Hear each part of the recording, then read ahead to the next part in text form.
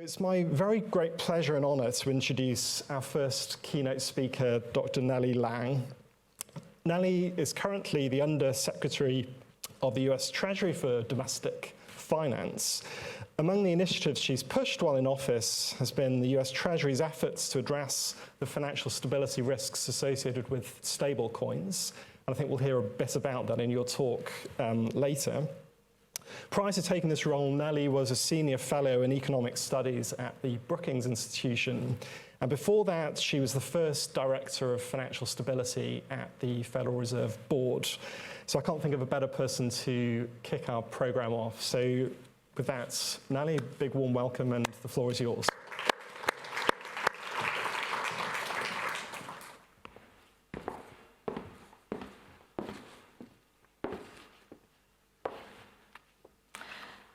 Hi.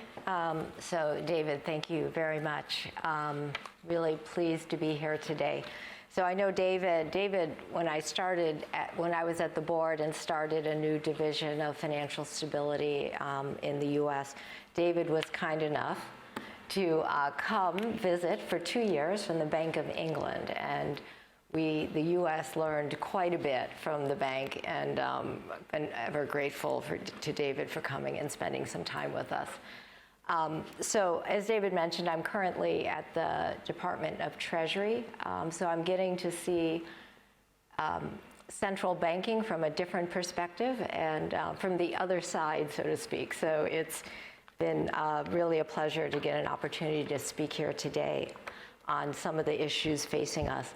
What I wanted to talk about today, and my talk today is on macroprudential policy, which is addressing the financial stability risks with prudential regulations. And there are roles for both the central bank and, of course, for Treasury and the financial regulators. So my talk today will be testing macroprudential policy frameworks for banks and non-banks. And I introduced digital assets in the context of an extreme form of non-bank intermediation. So let me just get started on starting with the financial stability. So we pursue financial stability policies because the financial sector can cause or amplify shocks. And not infrequently, these amplifications can lead to financial crises, which can have enormous economic and social costs. So financial crises since 1870 have led to significantly deeper and longer recessions and slower recoveries than are typical. And the global financial crisis from 2008 reminds us that crises are not relics of the past. So the global financial crisis revealed the inadequacies of the financial system. You know them well. Non-bank safety and soundness for banks and dealers, investor and consumer protection rules, and investment authorities were not sufficient. Non-bank financial intermediaries, which we call entities that conduct credit intermediation or maturity transformation outside the banking system, lacked prudential oversight and took on positions that generated run risk and other vulnerabilities. And the global financial crisis also revealed the challenges that governments face in responding quickly to financial crises, reflecting the difficulty of assessing how serious the situation was at the time, reflecting issues around moral hazard and political constraints. So in the years following the global financial crisis, many countries tightened microprudential policies and adopted preemptive macroprudential policies to ensure the financial system could continue to function and support real economic activity during periods of stress. And this new macroprudential approach includes risk management and regulatory tools that can be applied to banks and non-banks.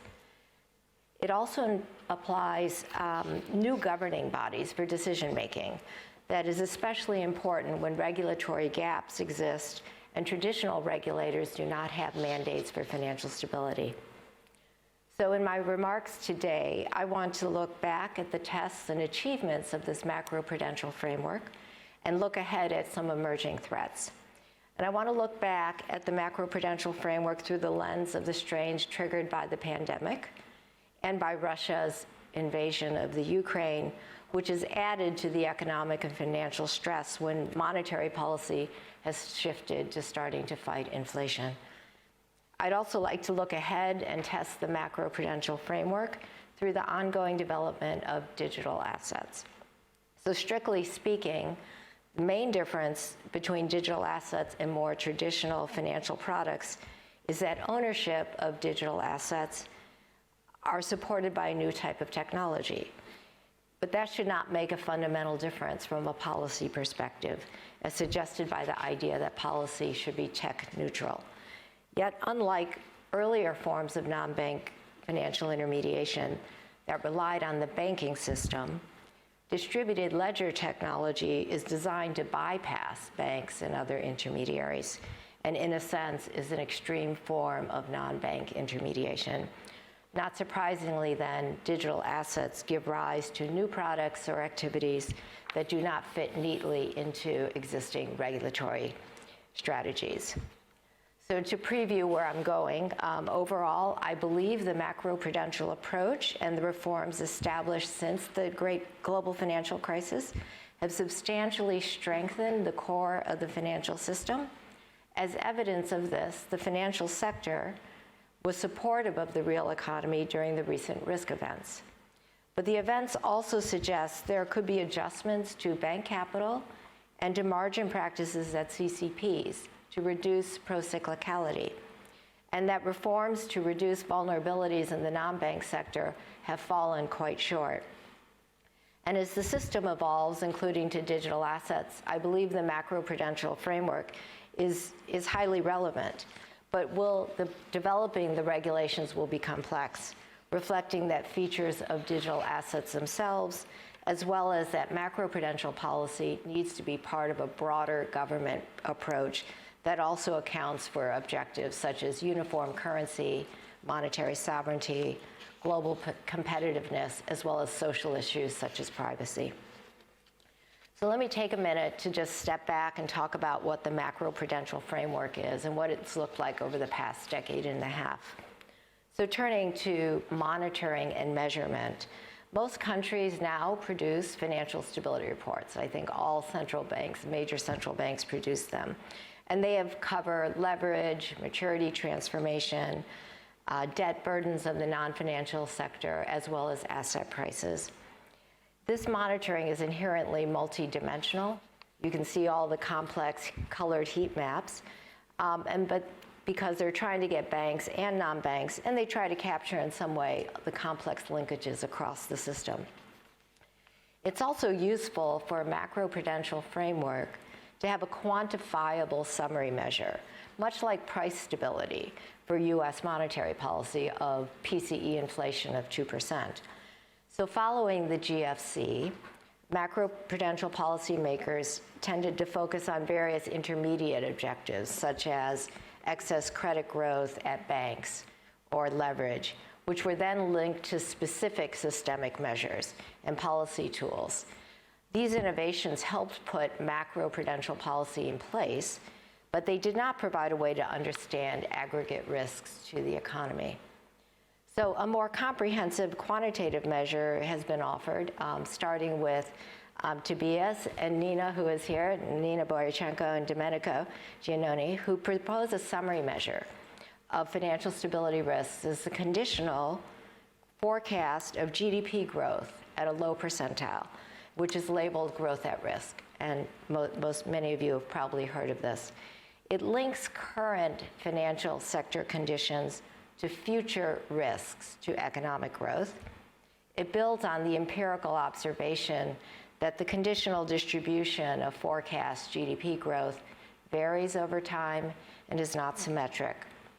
And instead, for example, just putting the forecasted conditional distribution shows that while loose financial conditions, maybe because regulatory constraints are less binding, can reduce downside risk to GDP in the near term, those loose conditions are more prone to negative shocks, to a sharp tightening when a negative shock occurs, and growth at risk can become very negative in later quarters. An additional follow-up work with Tobias and others, I worked with him, we expanded the term structure of this growth at risk measure for 11 advanced economies and showed that loose financial conditions combined with rapid non-financial credit growth reduce downside risks to growth in the near term, but increase them later. And so moreover, we show these effects are causal. So a significant implication of this research, following on the original, is that there's an intertemporal trade-off where good times characterized by loose financial conditions can sow the seeds for a future financial crisis. And related work is underway by researchers at the Bank of England and others on bank capital or how currency mismatches can forecast growth at risk. And there's work beginning to link it to regulatory tools like the CCYB, the countercyclical capital buffer. So let me turn to some tools. Macroprudential policy tools, which were added as part of the post-global financial crisis reforms, included capital surcharges for systemically important banks, liquidity buffers, and new resolution standards. And Basel III also introduced a countercyclical capital buffer, which can be built up in boom times when cost of equity is relatively cheap, and then released in downturns to support lending to the real economy. For non-banks, the macroprudential toolkit is much less structured. And perhaps this is because non-banks often evolve in response to bank capital regulations, because banks in some ways remain the core of the financial system, at least because their liabilities tend to serve as money and payments. Yet non-bank financial intermediation has grown because of regulations, because of technology, and in the US, even as credit to households and businesses has been rising sharply, the credit to GDP ratio provided by banks has been flat for the last, say, 30 to 40 years. While the credit to GDP from non-banks has more than doubled, and that's been roughly from 30% to, say, to 70%. Ben Bernanke, in his new book, A 21st Century Monetary Policy, has cited the growth of non-bank financial intermediation as one of the three main reasons for changes in monetary policy in this century. The other two are the Phillips curve and the change in R-star. And third is the growth of non-bank intermediation. So an important tool for macroprudential policy authorities to bring new firms or activities into the regulatory perimeter are shown by some examples that both the US Financial Stability Oversight Council and the UK Financial Policy Committee, the FPC, have. One is the FSOC has the authority, the FSOC is the US Council, has the authority to designate non-bank financial firms as well as payment, clearing, and settlement activities for additional regulation and supervision as systemically important. And this could have led, perhaps, to prudential regulation of investment banks, the independent investment banks before the global financial crisis. And the FPC regularly is required to review the boundaries of prudential regulation. Other tools for non-banks will depend on their activities and the way the resulting vulnerabilities would affect the system.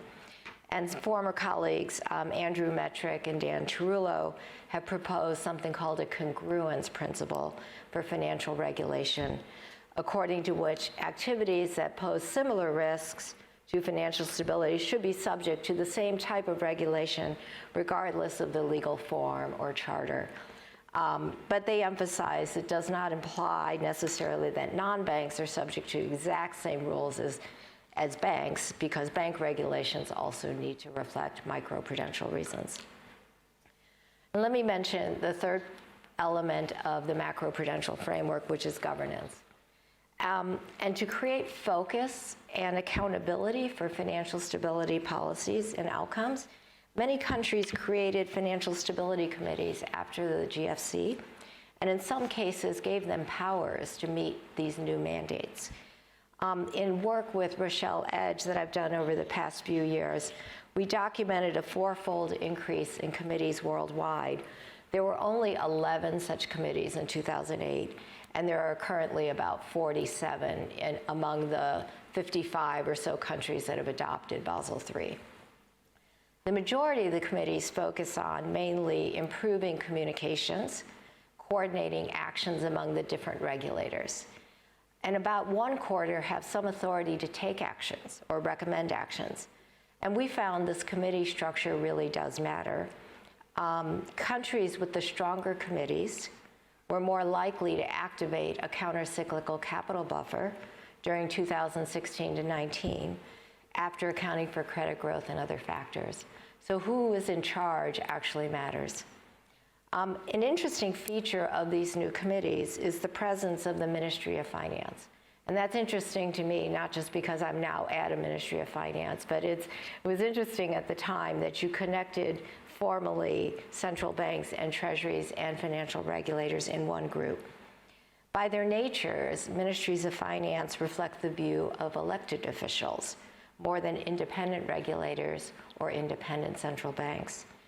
But it turns out the Ministry of Finance is a member in 40 of the 47 committees and is the chair in 25 of them.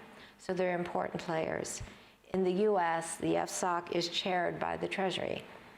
In the UK, the Financial Policy Committee is chaired by the Bank of England, but while HMT is an observer, they play a big role. They may be there not simply because in crises it may require fiscal resources to respond for crisis management, but has been suggested by some others, including Paul Tucker in his book on elected power, finance ministries help to strengthen the political legitimacy of macroprudential policies, which can have effects for homeowners, for access for mortgages or small businesses. So finance ministries may also play a coordinating role among the independent regulators and may have a more independent perspective on the gaps, since they themselves generally are not a regulator. So those are the governance things. So let me turn now to looking at how this framework has done over the last few years, and starting first with the COVID pandemic. And if you'll bear with me, I'm just going to spend like 2 minutes on sort of how we saw the pandemic. There have been many representations of it, but want to use that to sort of introduce some of the reforms that are still needed. So our first test was the COVID-19 panic in March 2020, the onset. You'll recall that prior to that, in most countries, and especially the US, inflation was below target. The unemployment rate was near half-century lows. Financial conditions were loose, but credit growth was generally quite moderate in many advanced economies, and banks were holding a lot of capital and liquidity above minimum requirements. So metrics such as a growth at risk metric didn't indicate there would be notable downside risks to growth, say, a year ahead. But the onset of the pandemic clearly was unexpected, and the resulting change was quite dramatic. The massive shock placed enormous pressure on financial markets. Asset prices fell sharply. There was a dash for cash across a wide range of financial markets, and including generating illiquidity in the Treasury market, which is known to be the most deep and liquid market in the world. And there were variation in margin calls for some levered investors, and open-end funds faced record outflows and had to sell corporate bonds as well as treasuries to meet these large redemptions. And then, of course, there were runs on prime money market funds, which were comparable in speed and intensity to what happened during the global financial crisis in 2008. And while these financial markets were quite stressed, banks and clearinghouses, or the CCPs, showed considerable resilience. And the Fed had to take a number of extraordinary actions to restore market functioning. And the government spent in the US more than $3 trillion, which softened the blow of the pandemic to the financial sector and the economy. Our second test is still ongoing. Over the past few months, the financial sector, though, has generally proven resilient, just as in the situation of post-pandemic. Margin calls by CCPs for energy and other commodities contracts have been large, especially in Europe, with CCP margin requirements on a global scale exceeding those that were in March 2020. Commodity trading firms face significant pressures and often were asking governments for liquidity support. And more recently, some open-end funds are facing notable outflows with interest rate rises and losses on their positions. Overall, though, the shock of Russia's invasion and tighter monetary policy to date has not amplified materially by the financial vulnerabilities of the sector. So what have we learned from these two tests? First, bank resilience dampened the amplification of the COVID-19 shock to the core of the financial system. Banks faced a real-life stress test, but they had more capital and liquidity than after the global financial crisis and had stronger risk management capabilities, including the ability to, in nearly real time, assess their direct exposures to Russia or to commodities firms, for example. Of course, bank resilience would have been much worse had the authorities not intervened so aggressively. Second, countries actively use this new tool, the countercyclical capital buffer, the CCYB. So we have found in research that pre-pandemic, 16 countries had raised the CCYB above zero in 2020, and 15 of those, all but one, quickly relaxed it in the months following the pandemic, the onset of the pandemic. And the intent was to support lending, and most countries also asked banks not to reduce and free up to distribute dividends and repurchases to the shareholders. The countries that didn't activate the CCYB took some multiple actions, kind of idiosyncratic ones. For example, they released other buffers, but this might have triggered automatic reductions in dividends and compensation, or they offered ad hoc adjustments, like it's temporary relief for loan forbearance. But in some, 41 countries took about 60-something actions to really offer relief. And since then, 8 of the 15 countries have recovered, have started raising it again, and new ones have added. So I think what this evidence is suggesting is that countries believe countercyclical capital actions can help. It can offset the inherent procyclicality in regulations and in behavior. And so that this tool has turned out to be quite useful in my view. Based on this evidence, I think some changes could be considered to improve their use further and the apparent reluctance of banks to use buffers. So there could be better communication to banks about the goals and the simplicity of using it. In addition, we have found that authorities might be slow to activate it because it is very hard to know when risks to financial stability are elevated until it's really obvious. And so the UK and some other countries have changed the practice to set a positive CCYB. I think David was there when this got implemented. A positive CCYB as the default level in normal times. And this could maybe be offset perhaps by other regulatory adjustments, but it would help to ensure that there's a usable buffer when risks are realized. Third lesson, margin calls proved very effective at protecting CCPs and other financial institutions against counterparty default risk. But while the margin requirements, not surprisingly, rise when volatility increases, they appear to be pretty unpredictable because of lack of transparency of margin models or in how they're implemented intraday when volatility is very high. So some changes could be made to make margin calls by CCPs less pro-cyclical, less unpredictable, so you can avoid fire sales in stress periods. Any changes, of course, need to consider the incentives for market participants to pull out of CCPs and engage in bilateral, or just to reduce hedging. And finally, I would mention the scale of fragilities in the non-bank financial sector was surprisingly large and led to dysfunction in multiple markets. And there are efforts underway to address these. Importantly, one is to improve the resiliency of a core bond market, the Treasury market. And in the US, we've taken quite a few actions, including expanding the definition of dealers who would participate in the market, improving the trading platforms, increasing the Treasury market transactions, which can be reported, and then also mandated central clearing. Another proposal would be to make the leverage ratio for banks countercyclical, which could help support market making when stress erupts.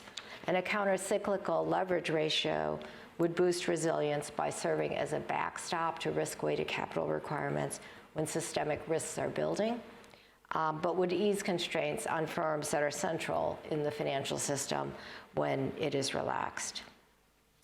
In addition, reforms should be considered to reduce the liquidity mismatch in open-end funds. As I mentioned, the spillovers from this mismatch to corporate bond and Treasury markets were significant, as these funds had become quite large. And notably, it was the investment-grade bond market that faced relatively greater liquidity pressures than the high-yield segment, as investors sold their investment-grade bond funds for liquidity. A very natural reform would be to introduce new funds, which have that more closely align the liquidity of the fund, the daily redemption, to the underlying liquidity of the assets in the pool. But swing pricing, which has been proposed, actually could also be helpful. For money market funds, some prime funds are subject to liquidity and credit mismatches. And the 2014 reforms in the US that created a link between the net asset value and the possibility of closing gates actually exacerbated the first mover advantage, as some had predicted in 2014. But it is critical to introduce some reforms so that the Federal Reserve and the Treasury, again, do not have to support money market funds in the next crisis. Let me say just last word on leverage. Regulators also need much better visibility into the strategies and leverage of hedge funds. In the US, there are some changes underway to get better data on leverage and more timely information after a material stress event occurs. In addition, a pilot program has started just like 2 weeks ago. I'm very excited about this, to start data collection on bilateral repo transactions that are not centrally cleared, which will give us some insight into leverage of private funds. So let me turn now to digital assets. And digital assets, you may probably know better as cryptocurrencies.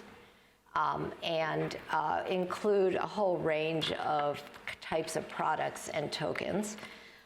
It's grown dramatically since the pandemic, and volatility, of course, has been quite substantial.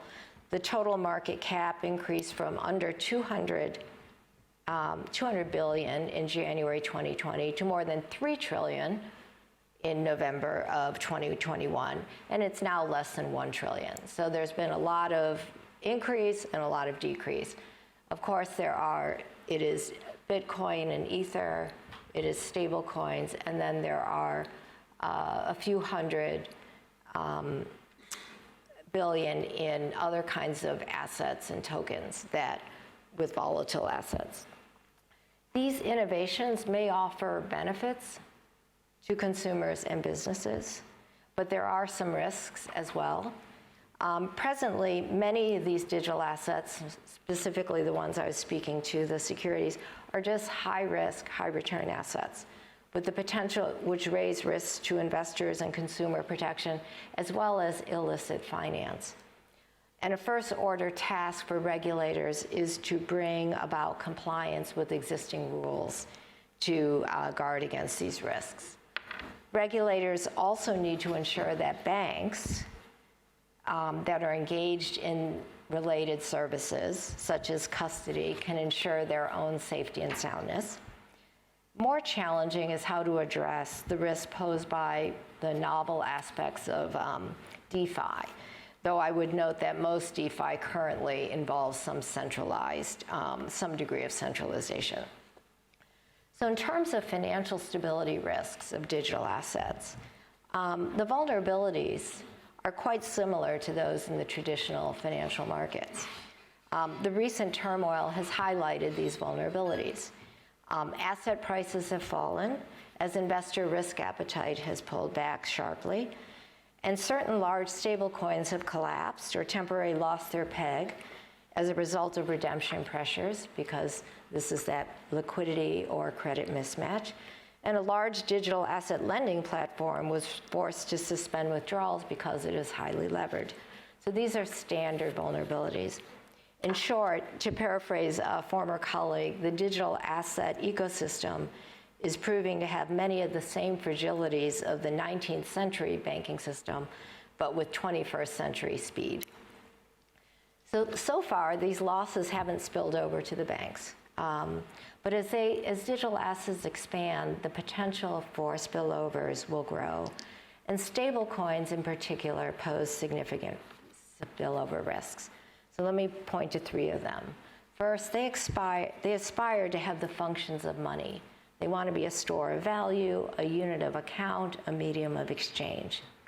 But if they're backed by commercial paper or other assets that are linked to short-term wholesale funding markets, runs on those stable coins could result in fire sales, much like similar to the prime money market funds.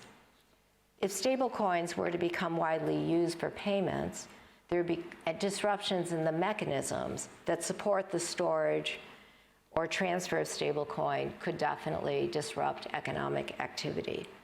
And then there's also the prospect that one or more stable coins could become very large or too big to fail, become within a walled garden, and that could happen rapidly due to network effects or access to existing user bases. So those are three risks. So what would macroprudential policy do? The stablecoins raises a basic question about the appropriate regulatory structure for stablecoins, whether it should be a bank model or a non-bank model. So either model plausibly could address concerns about runs and payment system risk, but might otherwise have different implications for financial stability and economic growth. Under a bank model, stablecoins could be backed by assets, bank assets such as loans, but also bank capital and liquidity and prudential oversight. In the US, banks are eligible to get accounts with the Fed, borrow from the Fed, access the Fed payment systems, can get eventual settlement in central bank money.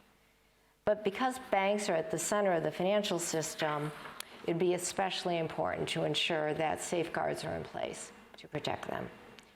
Under a non-bank model, stablecoins would need to be backed one-to-one with safe assets in order to reduce run risk. And this model would definitely reduce the direct ties between stablecoins and the banking system, but could interfere with intermediation in the economy, credit intermediation, if non-bank stablecoins compete with banks for deposits, and in the process reduce the amount of stable funding available for credit. So in times of stress, a safe stablecoin could increase the risk of depositor flight from banks that might face growing risk because they provide credit, and that would further constrain credit availability. In addition to one-to-one backing, non-bank stablecoin issuers would need to be subject to capital, liquidity, and other prudential standards to be commensurate. So where do we go from here? So there's clearly work to do on macroprudential policy for digital assets. But I just want to raise that digital assets raises a whole host of questions beyond financial stability. And they fall outside the remit of financial regulators or where and need financial regulators to collaborate with other agencies.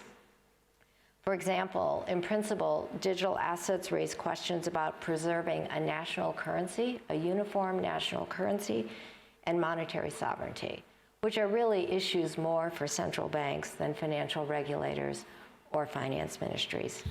The advantages of a uniform currency could be undermined if stable coins traded at a discount could not be redeemed one for other money, or were even in some countries denominated in currencies other than the national unit of account.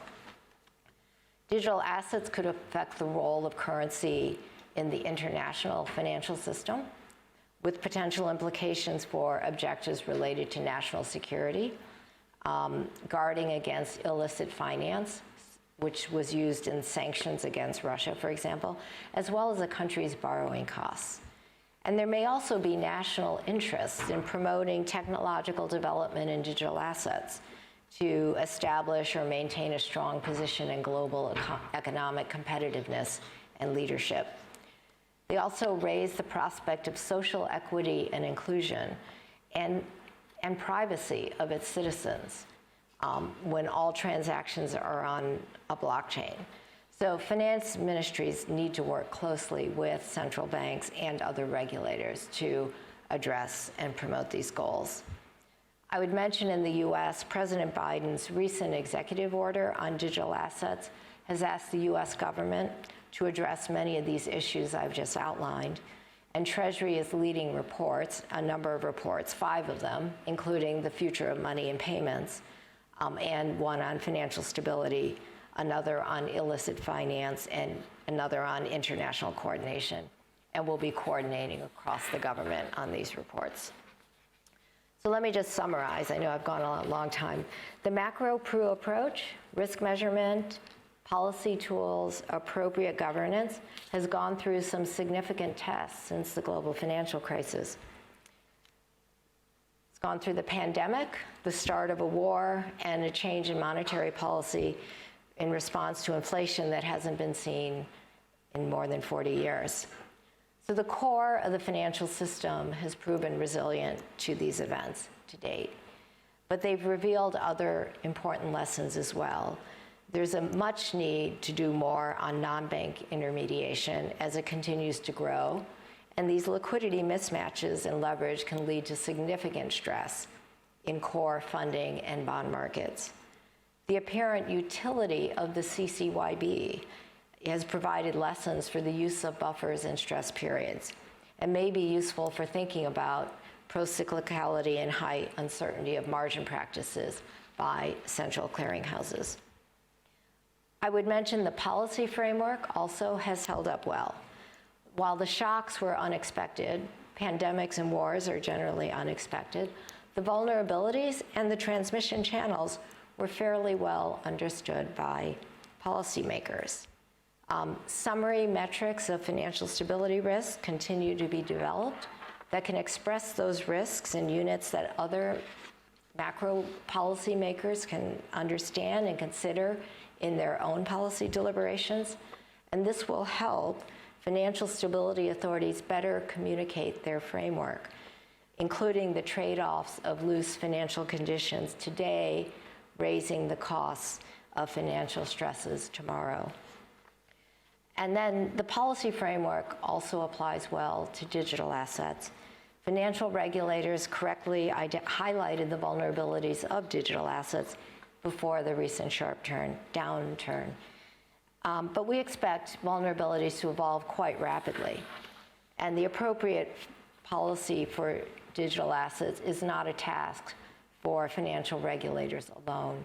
Instead, it will require inputs from central banks because of implications for currency and monetary sovereignty, and from finance ministries and other government authorities because of implications for a country's global position, national security, and other social objectives.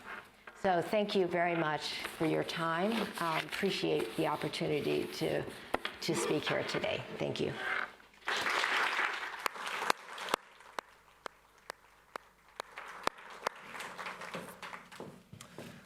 Thank you very much, Nellie.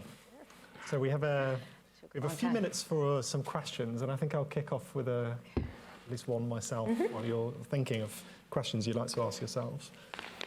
Perhaps we could begin with bank capital. I'll just pick out some of the themes you raised. You spoke quite positively about the countercyclical buffer in your remarks. The US obviously didn't apply this tool before COVID struck. Is this a tool, should we infer that this is a tool you'd like to see more actively used in the United States in particular, and does there need to be any changes to the framework governing the use of that tool to enable that to happen? So let me say, so I am very positive on the countercyclical capital buffer. I think most financial economists who've spent time at the central bank like this. And it has some elements of like preemptive to like take away the punch bowl, as a former Fed chair said. So this is, many countries have done it. I didn't get into the details of the US. So countries have done capital buffers. Almost all countries have also implemented stress tests in some way. And they're done quite differently across countries. If you just, you just pick a few, even the US and UK do them quite differently. And I think both of those systems have very robust stress testing. But in the US, the stress tests have a very strong countercyclical element. And not to get too far into the weeds, but it requires that for banks, part of the stress test used to require that you pre-fund your dividends and your shareholder share buybacks ahead of time. So in some sense, when times are expansionary, times are good, bank management likes to increase dividends and share buybacks. The US stress tests require that you pre-fund 2 years of those. And it turns out that could be 1 to 2 percentage points of risk-weighted assets. It's huge. And so when times are building, you're actually requiring them to increase their capital already. So that adds the countercyclical piece. So that was up till about 2019. And this year, the Fed has changed their stress tests to be a little more, to not require all that pre-funding. So they will have a more regular capital buffer. And so I could imagine they might be more inclined to consider this now. But up till now, they haven't needed to because it's part of the stress test process. Again, it gets a little bit difficult. But I think I want to take away that countries Rochelle Edge and I did some research on the use of this buffer and looked at who was using it based on credit growth, inflation, GDP growth, and found that those all can help explain, but also the governance of it is important. And it was also interesting to see that once the pandemic hit, countries loosened monetary policy, countries put out, a lot of fiscal policy, and then there were we documented 60 plus capital actions to provide capital relief. So I think countries are starting to use this. So I'm very optimistic, and I actually would love to see that the CCPs and their margin practices take some lessons from this, and that would be one of my key recommendations. Very good. Are there any questions in the audience? Yes. Let's start with Colette.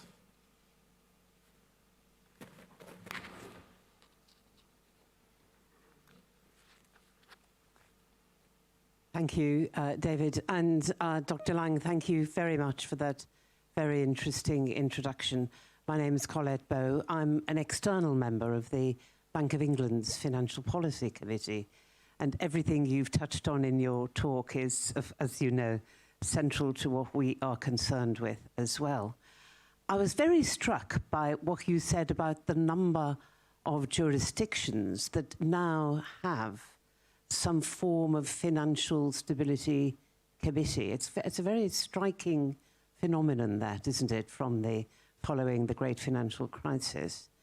And my question is, do you think that central banks and possibly Treasury departments could do more to communicate to people at large the important work that is being done, which is all about resilience? Because in my experience here in the UK, although everybody in this room and people who are living in this world understand what it is we do and what we talk about, an awful lot of people at large simply don't know that all this work goes on. Given its importance and its centrality, do you think we could be doing more to get these messages out? And if so, how the heck could we do it? Thank you. Thank you for that question. It's a great question. I actually think the FPC is very successful at this, as successful as across all the other committees. I agree with you. Financial stability reports have become, everyone does them now, but that also grew. I think the challenge is financial regulations are hard. They're complicated, they're complex. You talk about CCPs and FMUs and all these things that, lots of acronyms. But it is important, and that's why I think this framework of quantifying financial stability risks in terms of risks to GDP growth. As I said, Tobias and Nina and others have worked on this, is like a really important first step. It's like translating risks of the financial sector to things that people hear about and understand. So it's risk to GDP growth. I think Mike Kiley may have done risk to unemployment, and just sort of trying to take what are risks of all these things I talked about, non-banks and open-end funds and money market funds and CCPs, and kind of collapse them down to, what does this tell me about? Should I worry about growth and employment? And so I think, to me, that is like a key element. And so that's why I'm pretty excited about some of that kind of research. And trying to speak in like regular language, as opposed to, we get caught up in our acronyms. But I agree with you, it's an important thing. I've been trying to work on that for years. So part of this research agenda of the growth of it and the growing importance of it, I think, is a part of that. George, I saw your hand next. Interesting lecture. George Capetanios, I'm an academic here. I was interested in a point you made about growth at risk and the idea that there is a causal relationship. Could you say a bit more about how you explore the causality behind it as opposed to just the correlation? So that was a paper I worked on with Tobias and two colleagues at the IMF, Federico Grinberg and Shahryar Malik. We used the growth at risk framework across 11 advanced economies, and we added financial conditions and interacted them with the credit growth of the non-financial sector, so that if you have very loose conditions and high credit growth, you're likely the sort of subsequent bust was going to be more costly. The way we did causality is some GIV estimator, where we were able to use bank EDFs, bank estimated default frequencies, across these 11 countries. I think maybe we ended up with only 9 countries were, in that causal test, but we used a GIV estimator, and that was kind of nice, because then we could, well, as you suggested, we can show causality as opposed to just correlations.